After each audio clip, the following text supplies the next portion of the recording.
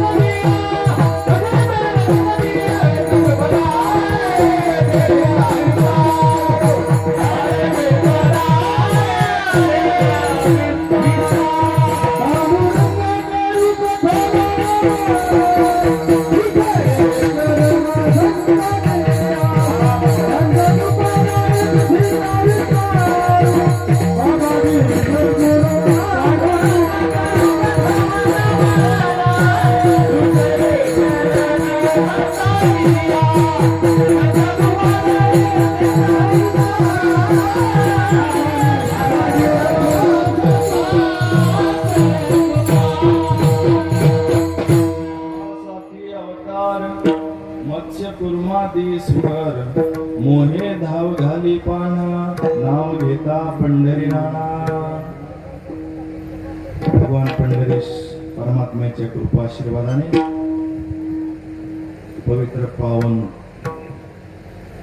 सांगवी मध्ये भगवानगडाच्या कुशीत मत्स्येंद्रगडाचा नारळी सप्ताह होणं हे गावकऱ्यांचं आणि परिसराचं भाग्य. मनुष्य जन्माला आल्यानंतर सगळेच माणसं चाकरी करतात. चाकरी करण्याच्या वेगवेगळ्या माणसांच्या वेगवेगळ्या पद्धती आहेत. कुणी बायकोची करत असेल, चांगली असेल तर नवऱ्याची करत असेल, नाही का, सेवा चालूच असते.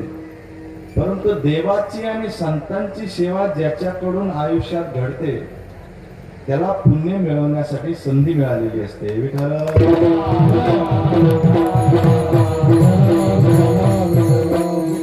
म्हणून आजचा जो प्रसंग आहे रामनवमी आहे आणि रामराज्य आलेला नाही का. आता चैत्र महिन्यामध्ये राम जन्म आहे आणि प्रभू रामचंद्राचा वनवास पूर्ण झाल्यानंतर अयोध्येत कधी आले होते? रामायणाचार्य बसले चैत्र मध्येच आले होते ना, गुढ्या उभारल्या होत्या. म्हणून चैत्र महिना जो आहे तो हिंदू संस्कृतीमध्ये त्या चैत्र महिन्याला अनन्यसाधारण महत्व प्राप्त झालेलं आहे. आणि याच योग्य टायमिंग साधून ज्यावेळेस हा अखंड हरिनाम नारळी फिरता सप्ताह सुरू होणार होता त्या काळामध्ये स्वामी निगमानंद बाबा आणि गुरुवर्य भीमसेन महाराज यांची चर्चा झाली. सुरू करायचा पण कधी करायचा. मग अनेक नारळी सप्ताह आहेत. मग लोकांना गैरसोय होऊ नये म्हणून योग्य तिथी निवडली आणि त्या तिथीला भगवान गडाचे महंत भीमशे महाराजांच्या आशीर्वादाने स्वामी निगमानंद बाबांनी 48 वर्षापूर्वी जे छोटस रोपट लावलं होतं त्याचं आज वटवृक्षात रूपांतर होताना दिसतं.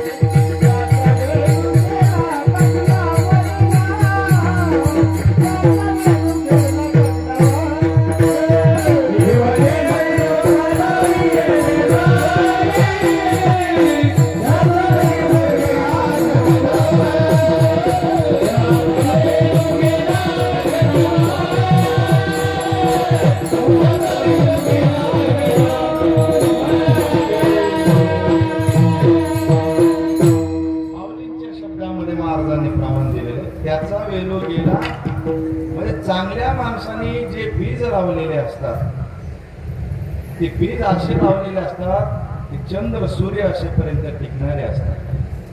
म्हणून जो भीमशे महाराजांच्या काळामध्ये निगमानंद बाबांनी संकल्प सोडला होता आणि त्यानंतर त्या प्रमाणाप्रमाणे जर बोलायचं झालं त्याचा वेलो गेला मोगरा फुला फुले वेचता बहरू. हा त्याचप्रमाणे स्वामी निगमानंद बाबांच्या नंतर संपूर्ण धुरा व्यवस्थित पद्धतीने लोकांना जीव लावून सांभाळण्याचं काम करतात ते आपल्या सर्वांचे श्रद्धास्थान जनार्दन महाराज. त्यांनी कालच मला सांगितलं की शताब्दी आहे आपल्या बाजूलाच तिथं फुलं टाकण्याचा कार्यक्रम असल्यामुळे आता इकडेही फुलं टाकण्याचा कार्यक्रम आहे तिकडे फुलं टाकण्याचा कार्यक्रम पण तो आरंभी फुलं टाकण्याचा कार्यक्रम आहे आणि हा रामनवमीच्या निमित्ताने फुलं टाकण्याचा कार्यक्रम. त्यांनी सांगितलं की तुम्ही इथलं सांभाळून घ्या. सगळी मंडळी आहेत आपली सगळी गडाची निष्ठावंत सगळी टीम आहे म्हणून आपला परिसर खूप भाग्यवान आहे. मराठवाड्यामध्ये सगळ्यात पहिलं शक्तीपीठ जे आहे ते नारायणगड आहे आणि त्यानंतर भगवान बाबांनी तिथे सेवा केली आणि जी भगवान बाबांनी जी क्रांती घडवली मराठवाड्यामध्ये ती फक्त मराठवाड्यापुरती मर्यादित राहिली नाही. म्हणून तर नगर जिल्ह्यात निमगावचा नारळी सप्ताह होता म्हणजे हे बीज लावल्यानंतर संपूर्ण त्याची सावली नगर जिल्हा आणि महाराष्ट्रामध्ये पसरत चालली.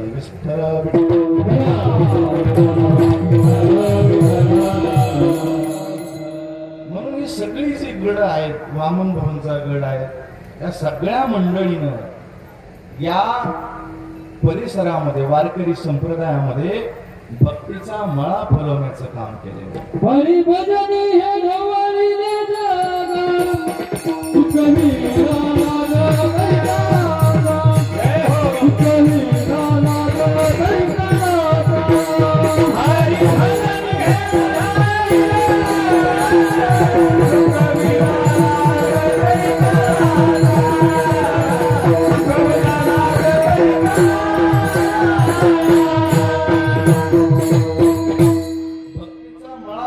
शब्दाचा खूप वेगळा अर्थ आहे.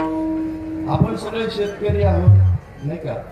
शेतीमध्ये आपण वेगवेगळे बी लावतो रोप लावतो परंतु आपल्या आवडीप्रमाणे त्याला वाढवतो. जर एखाद्या शेतकऱ्याला जर मोसंबीची आवड असेल तर तो मोसंबीचा बाग बनवतो नाही का.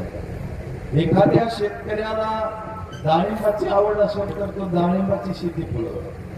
सांगलीमध्ये बरेच ना डाळिंबाची बाग लागलेली आहे. मग त्या जो शेतकरी आहे त्याच्या इच्छेनुसार ते बहरायला येतात. जसं स्वामी निगमानंद बाबांनी जी उत्तर भारतामध्ये जे काही अध्ययन केलेलं आहे, तपश्चर्या केलेली आहे, ती कठोर अध्ययन त्यांचं झालेलं होतं. पण तरी देखील ज्यावेळेस जबाबदारी त्यांच्यावर पडली त्यावेळेस त्या गडाला परिपूर्ण रूप आणण्यासाठी अनेक गायक लोक तयार केले आणि हे गायक लोक सगळी धुरा सांभाळतायत. त्याला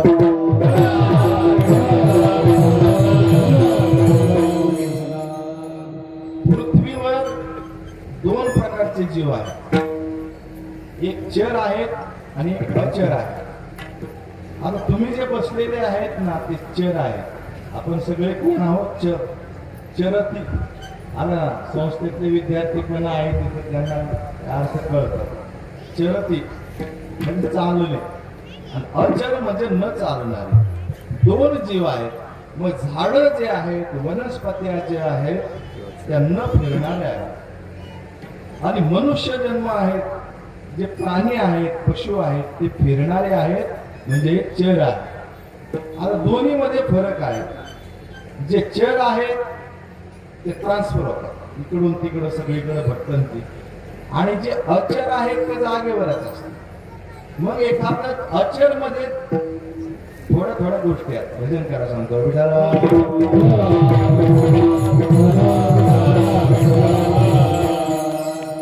अचर मध्ये वनस्पती जर पाहिल्या तर रोगी माणसाला दुरुस्त करण्यासाठी काही औषधी वनस्पती आहेत. एखादा मनुष्य आजारी पडला तर ती वनस्पती त्याच्या घरी येत नाही, त्याला वनस्पतीकडे जावं लागतं आणि मग ती वनस्पती त्याला दुरुस्त करते. लक्षात घ्या, म्हणजे पृथ्वीवर वनस्पती अचर आहेत पण जीवाच्या उपयोगी आहे. दुसरा टप्पा आहे, काही वेगळे बी झाडं असतात, नशिली नाही का, नशिली झाडं काही असतात त्या मानवी शरीराची हानी करणारे असतात.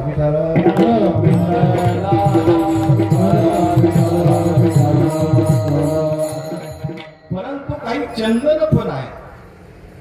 मग मला ना सांगा, थोडे नावं घेतो मी, चांगले असतील वाईट असतील. लक्षात घ्या, गांजाचं झाड आहे ते देवाला वाहतात का? नाही वाहत. पण त्याचा वापर होत नाही का? सगळ्यात जास्त मार्केट कोणत्या झाडाला आहे? चंदनाच्या झाडाला मार्केट जास्त. लक्षात घ्या बरं का, दुहेरी मार्केट आहे. ते चंदन पूजनीय आहे आणि किंमत पण त्याला आहे, कारण ते देवाच्या जवळ आहे. हे अचर आहे. जे अचर आहे ते देवाच्या सानिध्यात आल्यानंतर त्याचं मार्केट वाढतं. आणि जे अचर आहेत, काही झाडं असे आहेत त्या झाडाच्या खाली साधूने बसू नये असं ज्ञानेश्वरीचं वर्णन केलेलं आहे ना. खैराचे झाड आहेत ना, सावली सज्जने जैशी वाळली. हिवराच्या झाडाकडे सज्जन माणूस बसत नाही, का? त्याचा गुणधर्म आहे. त्या गुणधर्मानुसार काहीतरी तिथं घडतं, म्हणून चांगला माणूस त्या झाडाखाली बसत नाही. जुन्या काळामध्ये जांभळीचा मंडप असायचा का नाही? जांभळीची गार सावली असायची.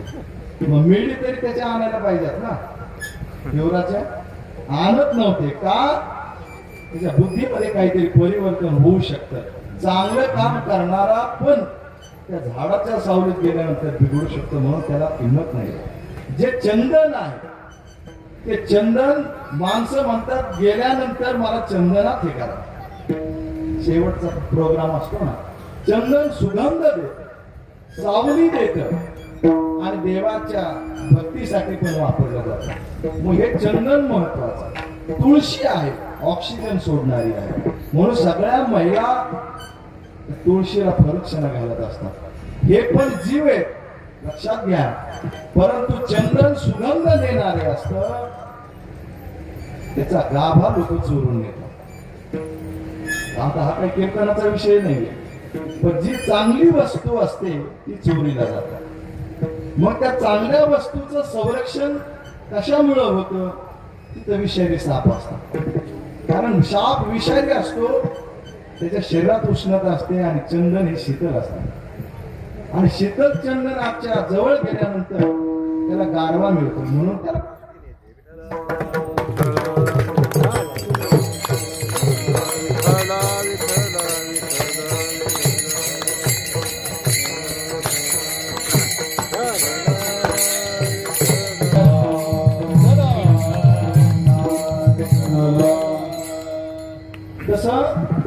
त्या चंदनाचा गुणधर्म आहे सुगंध देणे.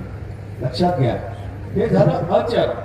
पण चर जे प्राणी आहेत, जीव आहेत, त्यांच्यामध्ये 3 प्रकार सांगितलेले आहेत. एक सात्विक लोक आहेत, एक रजोगुणी लोक आहेत आणि एक तमोगुणी लोक आहेत. तमोगुणाचं वर्णन करत असताना आता ती तिघांची आवड वेगवेगळी आहे. लक्षात घ्या, जो सात्विक आहे त्याची आवड ज्ञानाकडे असते. क्षेत्र कुठलंही असू द्या बरं का, जो सात्विक आहे तोच ज्ञानी असतो. रजोगुणी जो आहे तो चंचल असतो, नीट बसवतच नाही त्याला. कीर्तनात 2 तास सुद्धा तो व्यवस्थित बसू शकत नाही. इकडे काड्या उपशो, चटायच्या धागेवर नाही का, याला डवस त्याला डवस, काहीच नसलं तर धोतर फाड, धोतर ते धागे काढ नाही का, एखादा पकवाजा असलं तर आपलं गुडघे दाबतेच राहतो. ही चंचलता आहे, ही रजोगुणाचा धर्म आहे आणि सातत्यानं चुका केल्याच पाहिजे.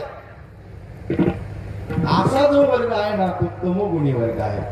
मग त्याचं पण वर्णन ज्ञानेश्वरीमध्ये आलेलं आहे. त्याला शिळ खायला आवडतं, शिळ तारा फुटलेलं. आणि तो सात्विक आहे, लक्षात घ्या. म्हणून आहार सुद्धा 3 गुणाप्रमाणे आहे.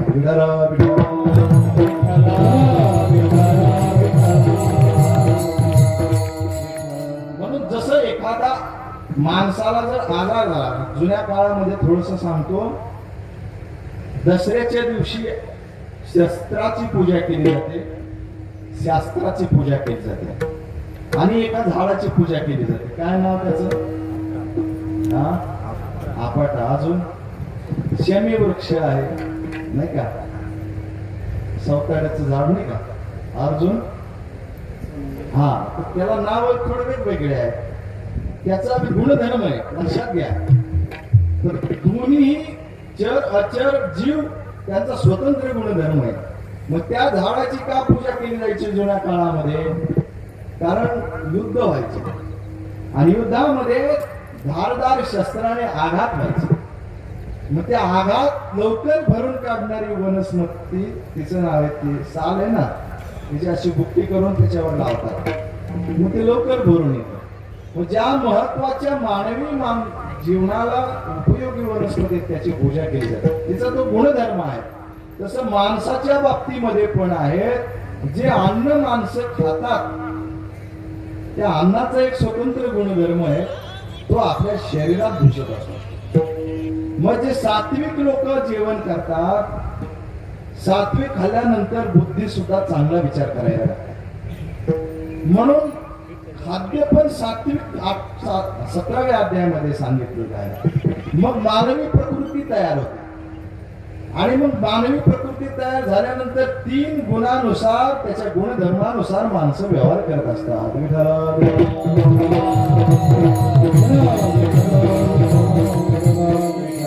मग जो सात्विक मनुष्य आहे, लक्षात घ्या, जरी सप्ताह मिळसांगीत चालू असला तर एखाद्याला मंडप झावायची जरी जबाबदारी दिली बळजबरीने, तरी तो सांगणार मला तिकडचं दुसरीकडचं काहीतरी नाही. गुणधर्म. मग आता माझं बोलणं झाल्यानंतर त्यांच्या डोक्यात काहीतरी यायचं, ते सगळं इकडंच यायला पाहिजे. तिकडची व्यवस्था करायची कोणी? जबाबदारी ज्याने त्यांनी करा. परंतु हे गुणधर्म जे आहेत ना, चांगला माणूस, सात्विक मनुष्य जो आहे तो कीर्तनाची अपेक्षा करतो. रजोगुणी जो आहे, लक्षात घ्या, सात्विक मनुष्य ताळाची अपेक्षा करतो, रजोगुणी मनुष्य घुंगराची अपेक्षा करतो आणि तमोगुणी मनुष्य यांच्यातून काय आपल्याला भेटतं याचा प्रयत्न करतो.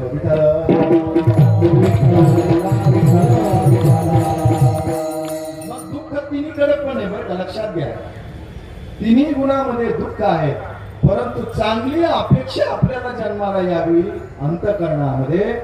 म्हणून चांगल्या पद्धतीनं आहार पण असला पाहिजे. एक लक्षात घ्या, एका कीर्तनकाराने कुठेतरी सांगितलेलं आहे, एक आचार्य होता आणि तो पडदे लावून स्वयंपाक करायचा.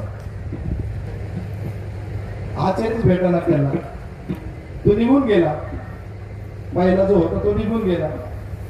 मग दुसरा होता, ते दुसरा भेटला, कमी पैशात काम करत होता, स्वयंपाक तयार झाला, वाढायला सुरुवात केली. चांगला स्वयंपाक झाला. आचार्याला बोलवलं, म्हणजे बोलवा त्याला. आचार्य ज्यावेळेस आला ना, त्याला लोकांनी पाहिलं तर त्यावेळेस त्याच्या हातातून रक्त निघत होतं. स्वयंपाक चांगला आहे, पण चांगल्या हाताने बनवलेलाच पोटात आराम देतो. विठाला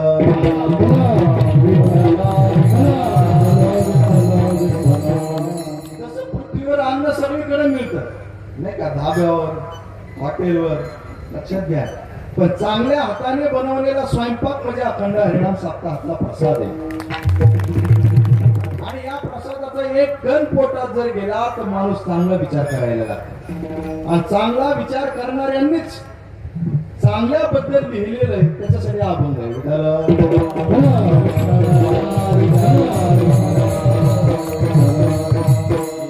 चांगल्या लोकांनी विचार केला की या जगात दुःख आहे, सुखही कुठे कुठे आहे, पण जे लोकांवर संकट आहे, दुःख आहे, या दुःखाला कमी करण्यासाठी कुणीतरी अवतारित होत असतो, कुणीतरी जन्म घेत असतो. आणि तो जन्म त्यांच्या स्वार्थासाठी नसतो, भक्तांच्या संरक्षणासाठी असतो. म्हणून त्या अवताराची शृंखला सांगितलेली पहिल्या चरणामध्ये. आम्हासाठी अवतार, आम्हासाठी अवतार,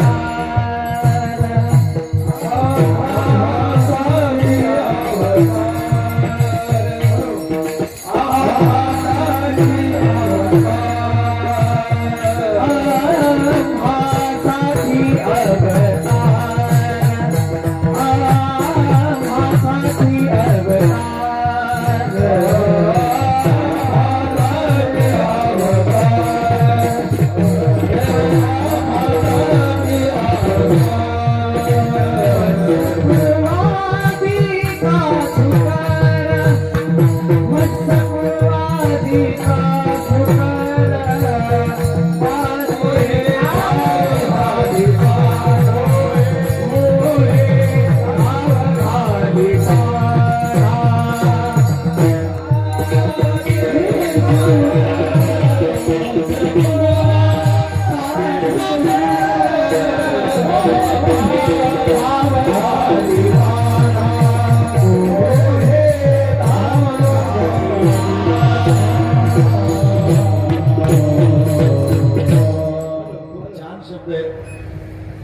सगळेच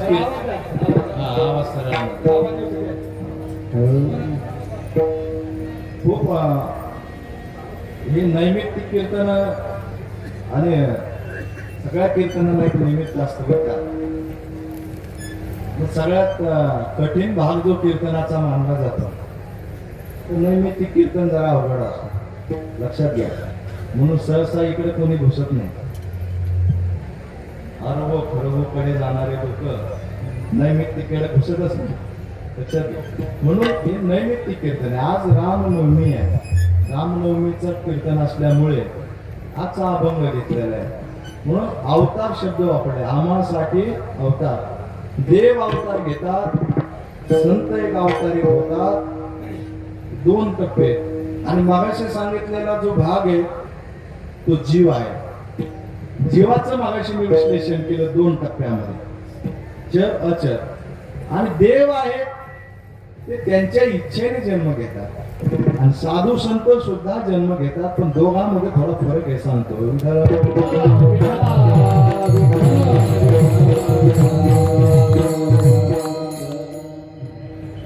देव जो आहे ना तो चुकीला माफ करत नाही, परंतु किती चुका झाल्या तरी पदरात आईप्रमाणे घेतो, त्याला संत म्हणतात. हा संतांमधला फरक आहे. म्हणून मूढ पापी जैसे ते कसे लोक असू द्या, सहवासात घेतात साधू संत, गंगेप्रमाणे असतात. लक्षात घ्या, गंगा नदी आहे, हिमालयातून समुद्राकडे जात असते, मध्ये ओढे मिक्स होतात. ज्ञानोबाने तो सुंदर सांगते, आडो वळा पाणी आले, ओढ्या नाल्याचं पाणी आलं. आणि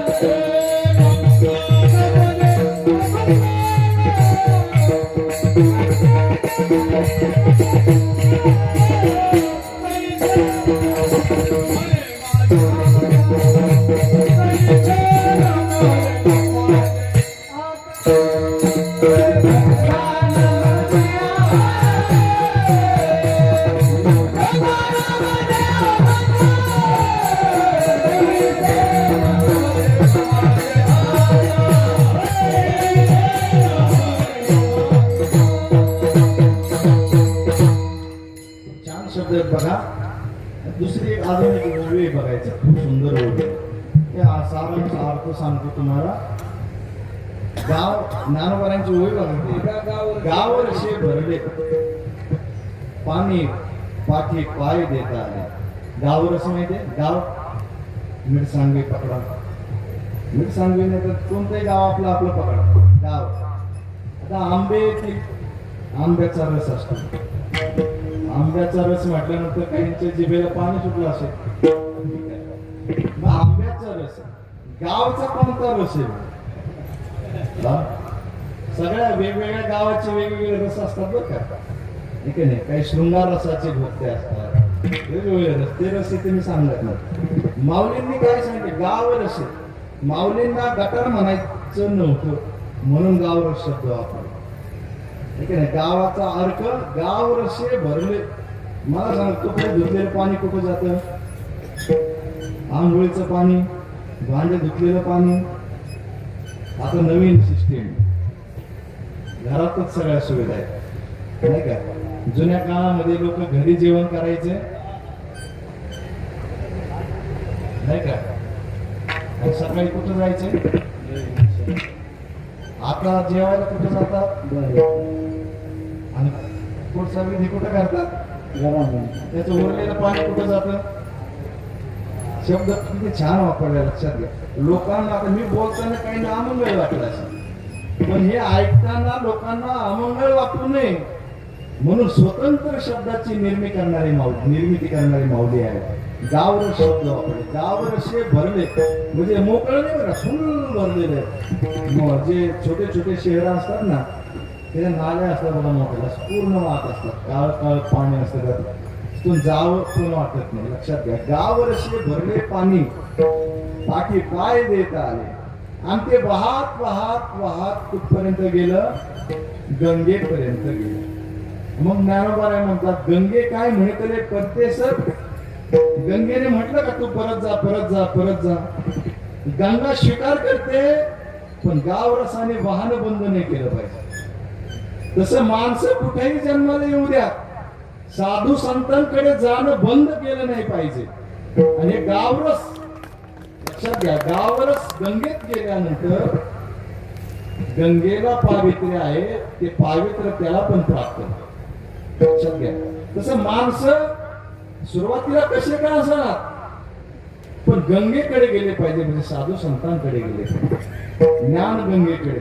जेवढे जेवढे माणसं निगमानंद बाबांच्या सानिध्यात आले, भगवान बाबांच्या सानिध्यात आले, वामन भाऊंच्या सानिध्यात आले, या सगळ्यांचं जीवन बदलून गेलं महाराज.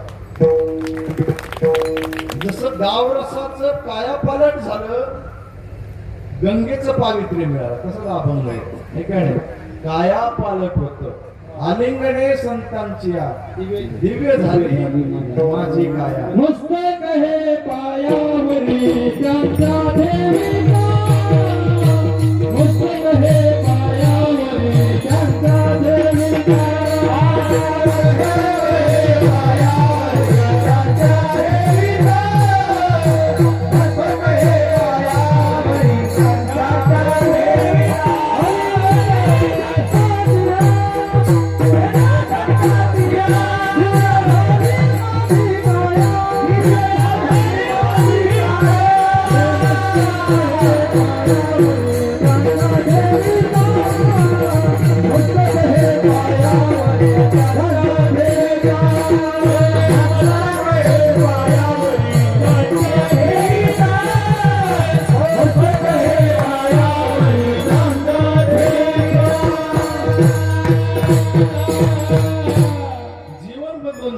जीवन बदलून जातं. जे जे संतांच्या सहवासात गेले ते बदलून गेले. लक्षात घ्या, अपना सारखे गरीब काकारे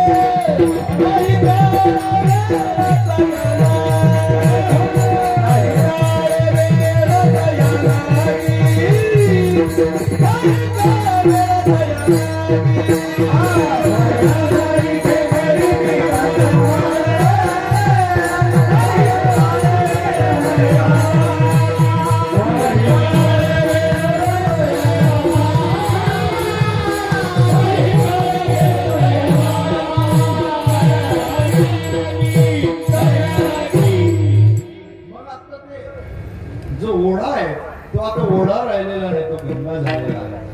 तसं जे जीवन बदलवण्यासाठी संत आहेत ते सामावून घेतात. यांचा अवतार आहे.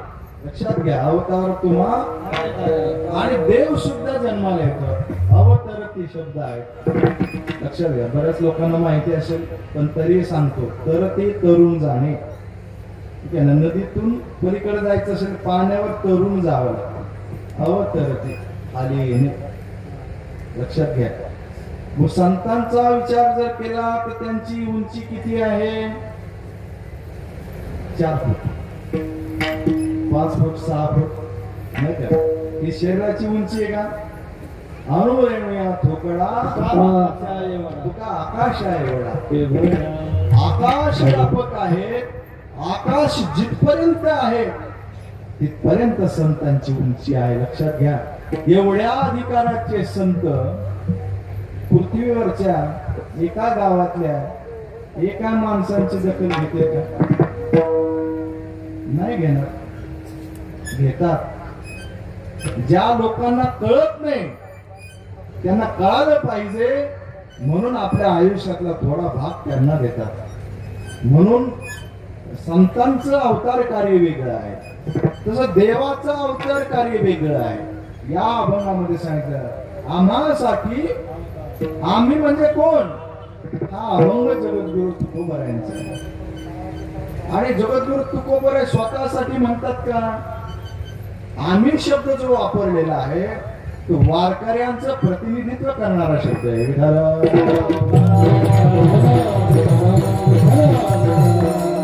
आम्हासाठी अवतार. आणि ते मग सगळे अवताराची लिस्ट आहे. मत्स्य कुर्मादी सुकर. भक्त संकटात जर पडला तर त्यांनी फक्त देवाला आवाज द्यायचा, तो धावून येतो. मागे पुढे उभा राहायचा मालिक, मागे पुढे उभा राहायचा मालिक, मागे पुढे उभा राहायचा मालिक, मागे पुढे उभा राहायचा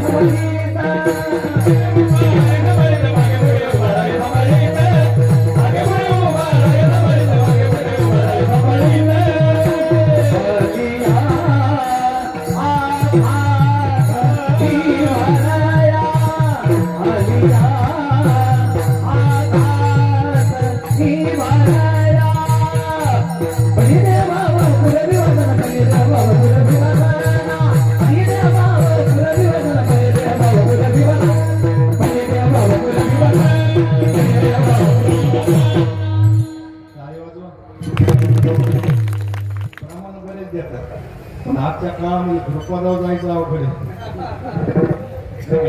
मागे पुढे उभा राहे सांभाळी. लक्षात घ्या, या अभंगामध्ये पण आलेलं आहे. पण भक्त संकटात सापडला ना, जसं आई आहे आणि ते लहान मूल आहे, त्याला भूक लागते. त्याला भूक लागल्यानंतर त्याला सांगावं लागत नाही आईला मला भूक लागली. आईच्याच लक्षात येतं पोराला भूक लागली. न सांगता न मागता मोराला तृप्त करते तिला म्हणतात आई. तसं भक्ताच्या संकटात आवाज सुद्धा नाही दिला. मोहे धाव घाली पाना, मोहे धाव घाली पाना,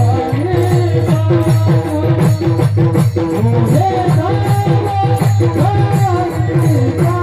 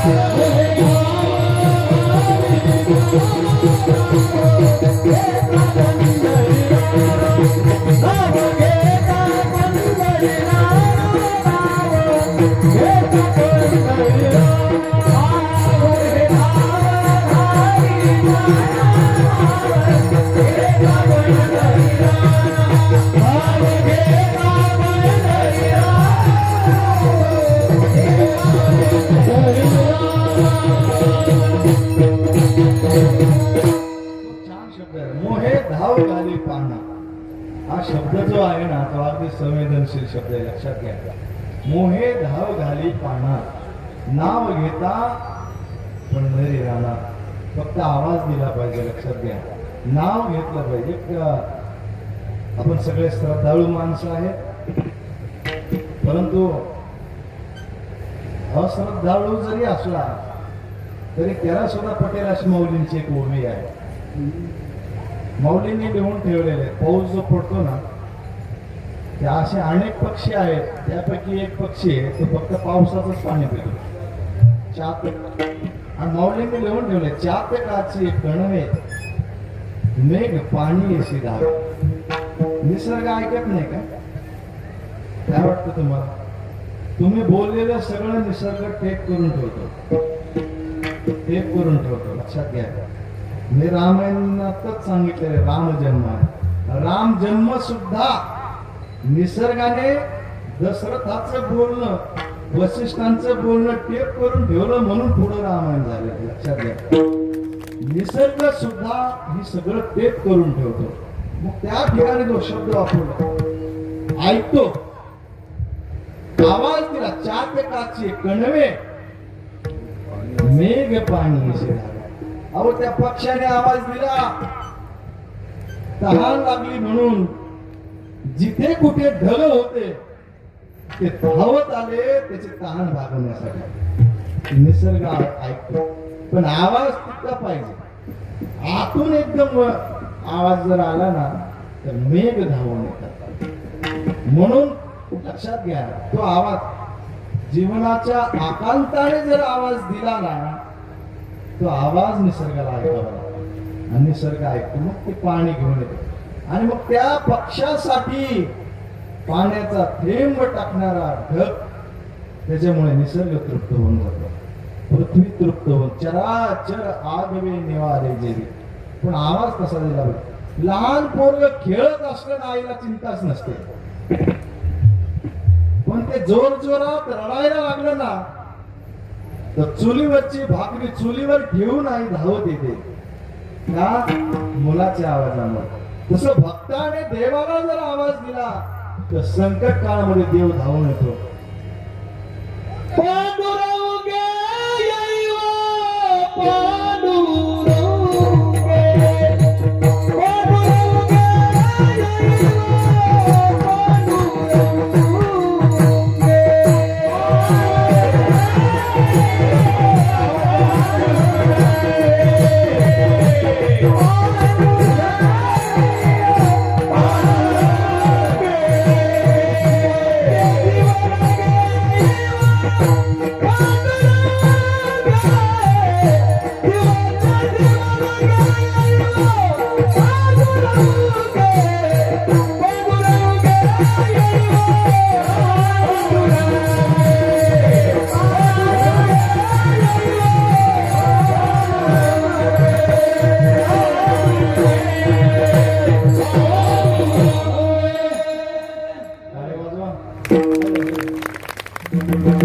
देवाला येण्यासाठी कसा आवाज दिला पाहिजे तसंच घ्यायला.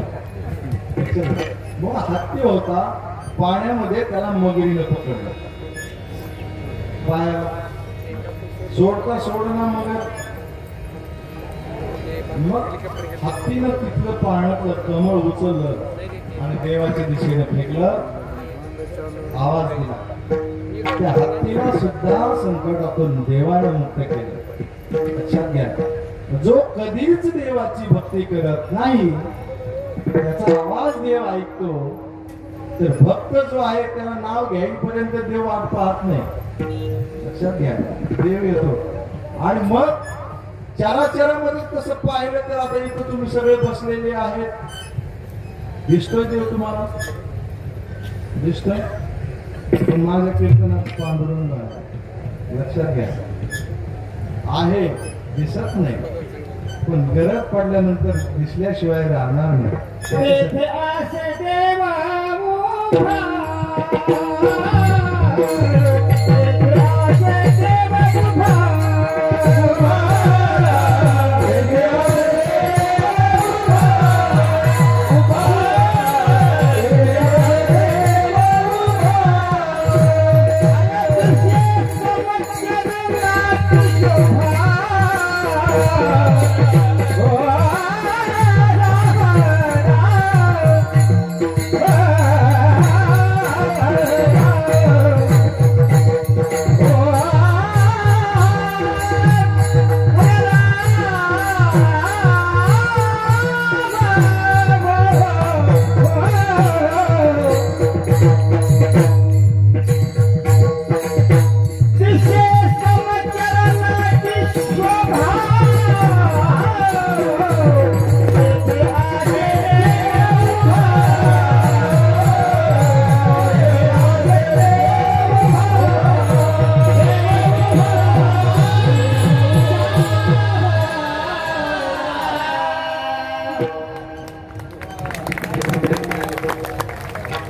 जे यंत्र आहे ना आवाज सोडणार त्याच्यासाठी गावात फुलं वाटावं शांततेने सुलभ आता एकदम चालू आहे म्हणजे बोलायसाठी जोरात टाळा वाजवायला सांगायचंय म्हणून माझ्याला सांगितलं बरं. माऊलींची एक ओवी आधुनिक मला तर असं माऊलींनी घेऊन ठेवलं सरळ या गीताचा समारंभ गीत संपून गेलेलं असतं भूमी लोळून गेले आंब ओलत आहे गायन संपलेलं असतं पण त्या मशीनला एक बटन आहे इकोचं आणि गेअरचं गाणं थांबतं पण तो आवाज सुरू असतो कदाचित ही ओवी सुद्धा इथं बसते सप्ताह संपेल पण या सप्ताहातल्या आनंदाची तरंग या भूमीमध्ये आणि मिडसांगीमध्ये जिवंत राहते म्हणजे जिवंत राहतात आता दिसत नाहीत पण ते फील होतात लोक आता आहेत पण एक महिन्यानंतर नसणार आहेत दिसणार नाहीत पण ते फील होणार आहे देव आहेत डोळ्याने दिसत नाही पण तो फील होतो पण संकट काळात येतो म्हणून तिसरं चरण लिहिलेलं आहे कोठे ना दिसे पाहता, कोठे ना दिसे पाहता, कोठे ना दिसे पाहता, कोठे ना दिसे पाहता, कोठे ना दिसे पाहता, कोठे ना दिसे पाहता,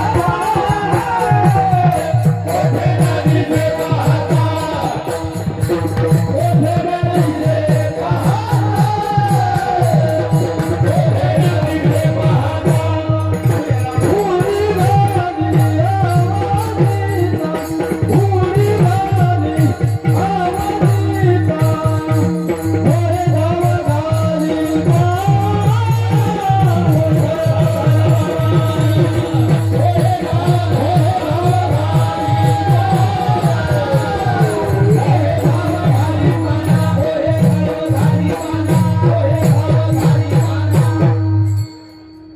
प्रल्हादावर अनेक प्रयोग करण्यात आले होते बरं का तुम्हाला सगळ्यांना या सगळ्या गोष्टी माहितीच आहेत आपल्या सप्ताहामध्ये रामायण चालू आहे आणि रामायण चालू असल्यामुळे कालच आपण रामाचा जन्म ऐकलेला आहे म्हणून विरक्ती दोष नको म्हणून आपण थोडक्यात त्याचा भाग पुढचा पाहणार आहोत म्हणून भक्त प्रल्हादाला पेला उकळत्यात टाकायचा प्रयत्न केला देवाने वाचवला एका खांबामध्ये देव होते नाही का दिसत नव्हते पण ते उडी घाली अवचिता आणि तो देव भक्ताचं सगळं दुःख स्वतःकडे घेतो सुख देणार आहे सुखी ठेवी आम्हासाठी,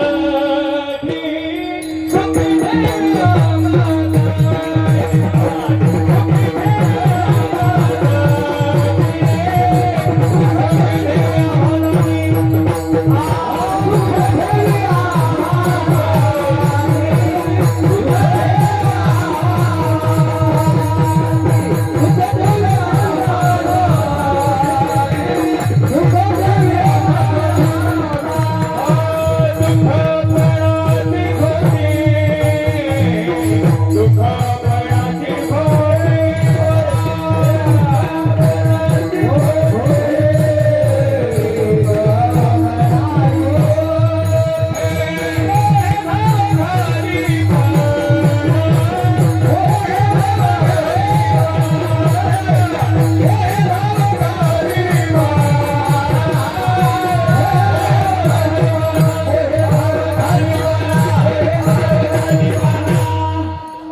चार शब्द आहेत बरं का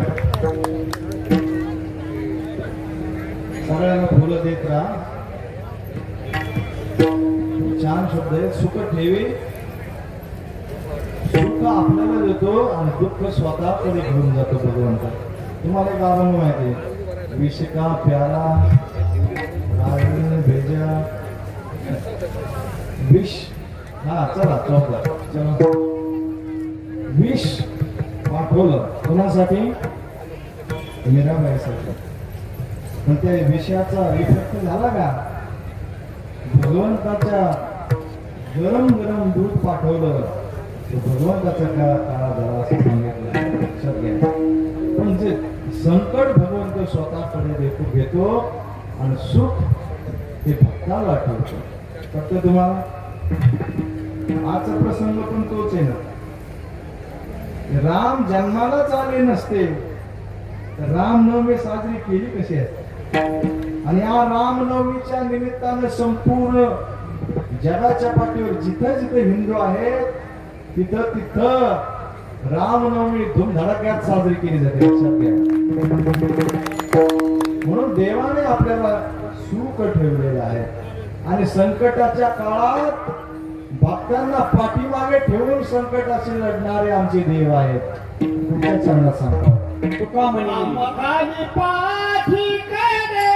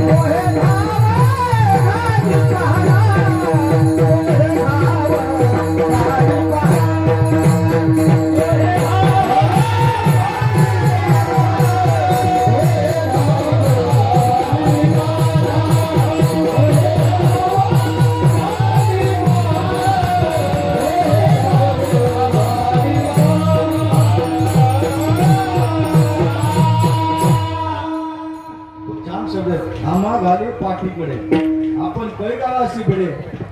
भगवान श्रीकृष्णाने अर्जुनाचा प्रसंग बघा तुम्ही. युद्ध सुरू होणार आहे. एक वाक्य महाराष्ट्रात फेमस आहे बघा. मी काय त्याचा राग करत नाही बघा. पण लक्षात घ्या, घेऊ नकोस गाडी वाचतो होत नाही. आता ते कुठून येतं काय माहित नाही मला. मी जेवढा अभ्यास केलाय ते मला काही सापडलं नाही त्याला आलं. पण या अभंगामध्ये खूप सुंदर सांगितले. आम्हा घाली युद्धामध्ये अर्जुन आहे आणि सगळे समोर सैन्य समोर आहे. समोरून बाण येणार आहे. माझ्याकडे समोरून बाण येणार आहे. तीक्ष्ण आहेत. त्याला विष लावलेलं आहे आणि तो बाण सुटलेला आहे समोरून. अर्जुनाला लागणार आहे. पण त्या बाणाच्या आणि अर्जुनाच्या मध्ये कोण आहे? भगवान श्रीकृष्ण. पायी पाठीशी घातला आपण पुढा राहिला. अच्छा, वडील रागवले ना तर मुलावर जर वडील रागवले तर आई मुलाच्या मागे उभी असते का? तुमचं काय मार खाल्ला का नाही कधी आहे वडील? आता उलट व्हायला लागले जरा. आता बरोबर चालू नाही का? मग आई जी असते ना, वडील रागवल्यानंतर मुलाला मग पकडा खाली घेते आणि ती स्वतः थांबते. रागाच्या भरात मुलाला मारायचं असतं पण तो मार आई स्वतःच्या अंगावर घेते. तसं भगवंत सुद्धा अर्जुनाला काही इजा होऊ नये, दुःख होऊ नये म्हणून पायी पाठीशी घातला आपण पुढा राहिला. आम्हा घाली पाठीकडे आपण कळी काळाशी भिडे. कळी काळ समोरून बाण येणार आहेत म्हणजे काय ते फुलाचे आहेत काय? असं लोक फुलं टाकतात, बरं वाटतं नाही का? पण ते बाण मारले तर पण त्या बाणाच्या आणि भक्ताच्या मध्ये भगवंत आहे. आणि मग हे सगळं का होतं तर भगवंत कृपा करणार आहे.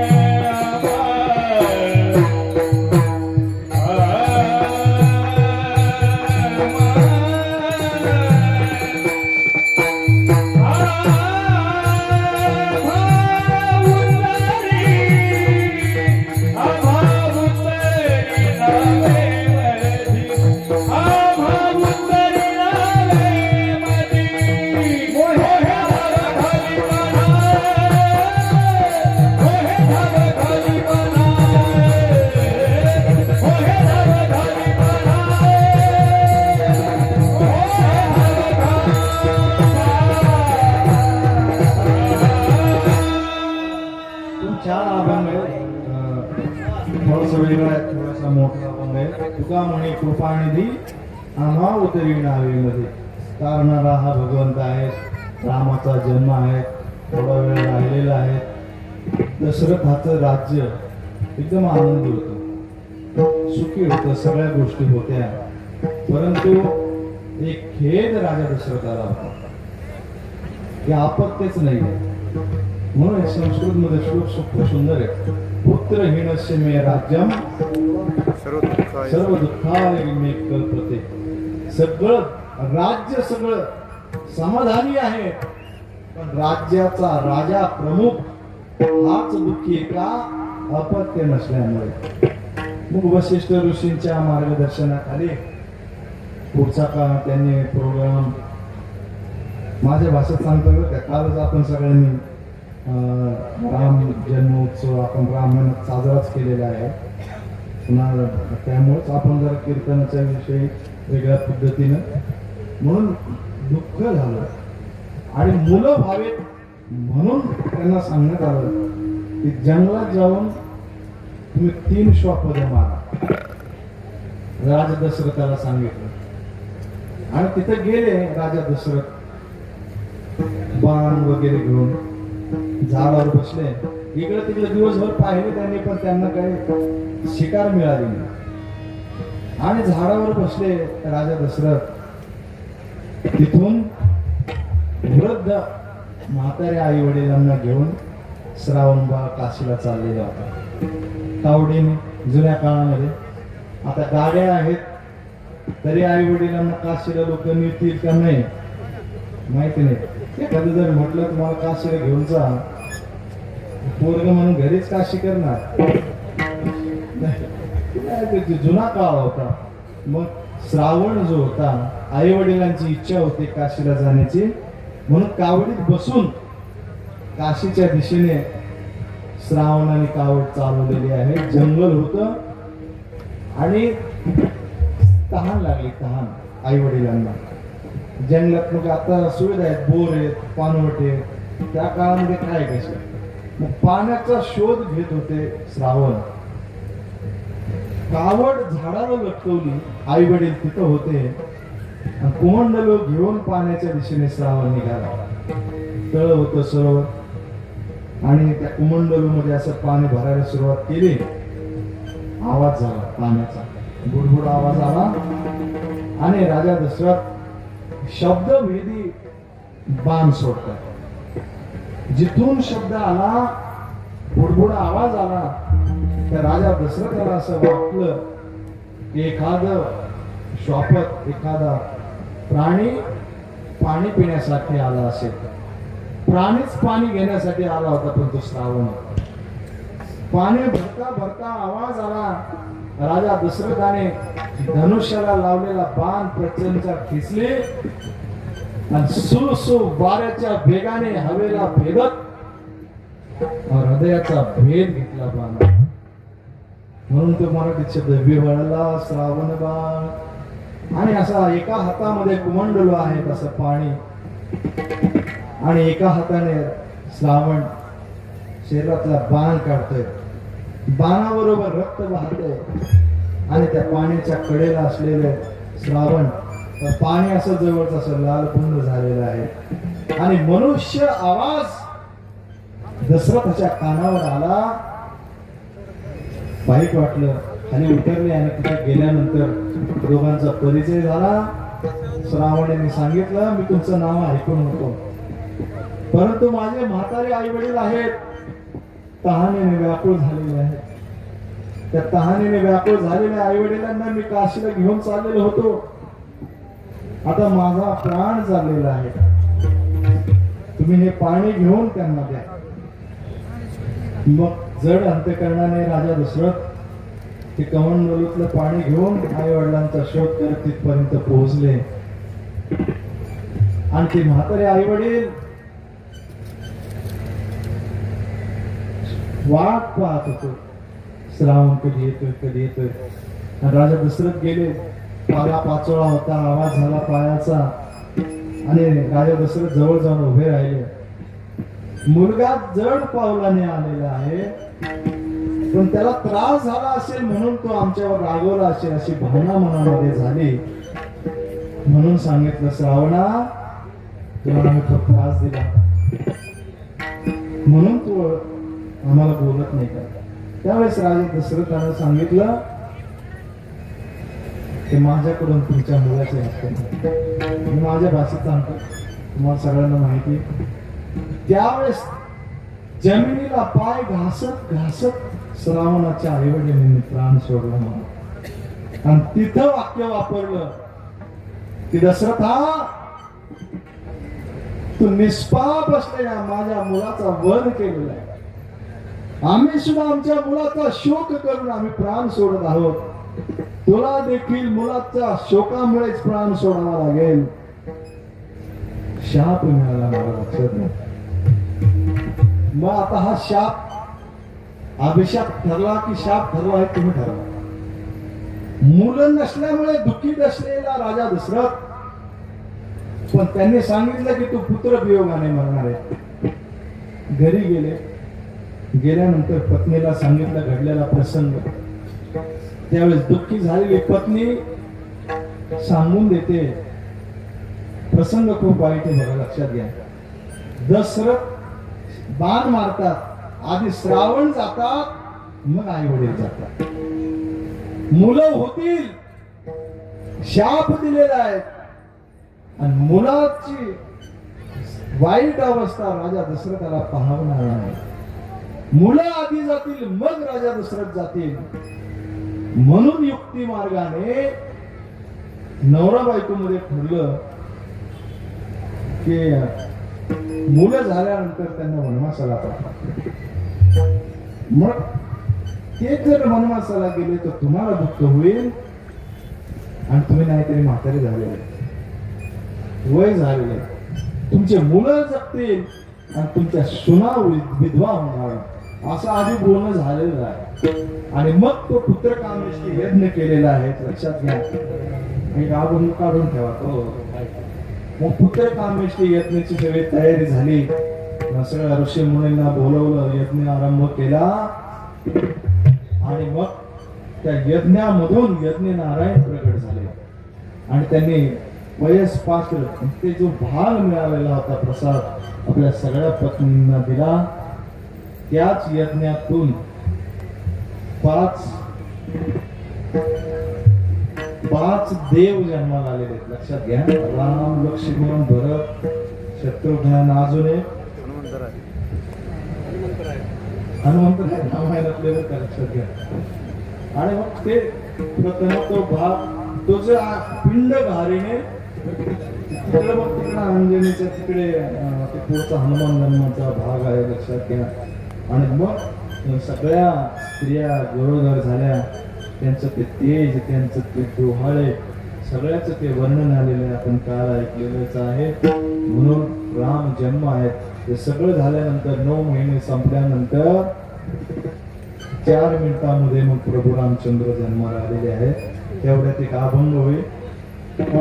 उत्तम हा चैत्र मास,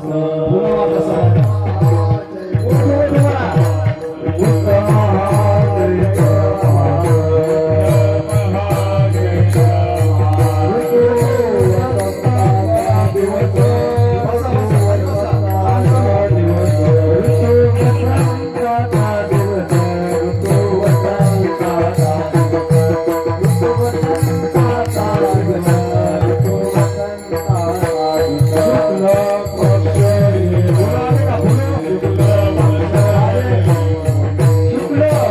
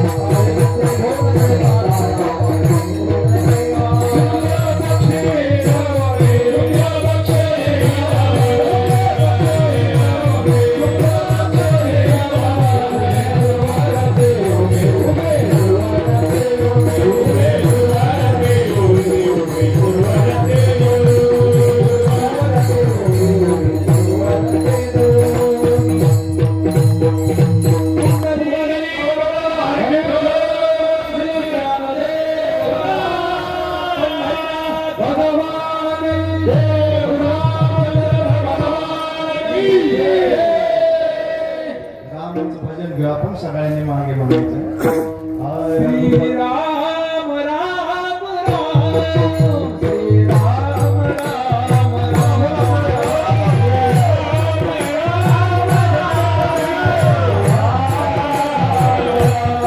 राम राम श्री राम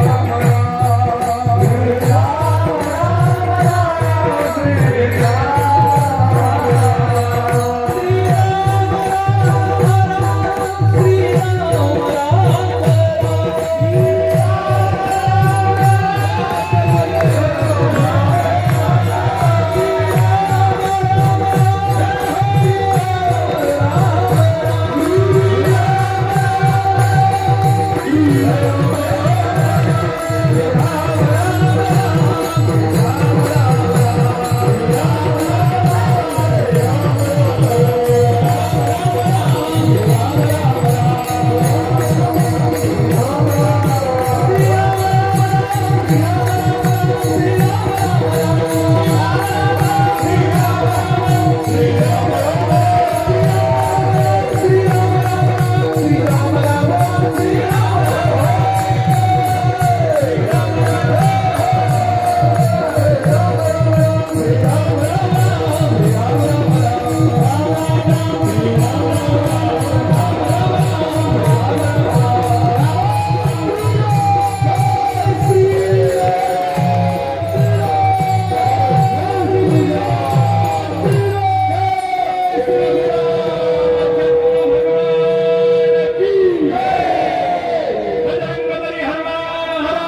श्री सद्गुरु निगमानंद महाराज की बाबा महाराज की राम जन्माला आलेला आहे आनंदाचा क्षण आहे संपूर्ण भारत देशामध्ये राम जन्मोत्सव साजरा केला जातो म्हणून नियोजित वेळ आपला संपलेला आहे पुढचे कार्यक्रम थोडं वेळेचं असतं म्हणून तुम्हा सगळ्यांना सांगवीकरांना खरं त्यांच्यासाठी टाळा वाजवा टाळा एकच करण्यासाठी येतो मेहनत आता वाजून पुढे सगळेजण मेहनत करतात एक जीवाने चांगलं काम चालू आहे पुन्हा एकदा सगळ्यांना धन्यवाद आपल्याकडून सगळ्यांकडून ही सेवा घडली आपल्या सगळ्याचं भाग्य जो प्रसाद आहे तो देवाला दिला हा देवा दोन्ही देवाला खाली बसलेल्या एक चालू आहे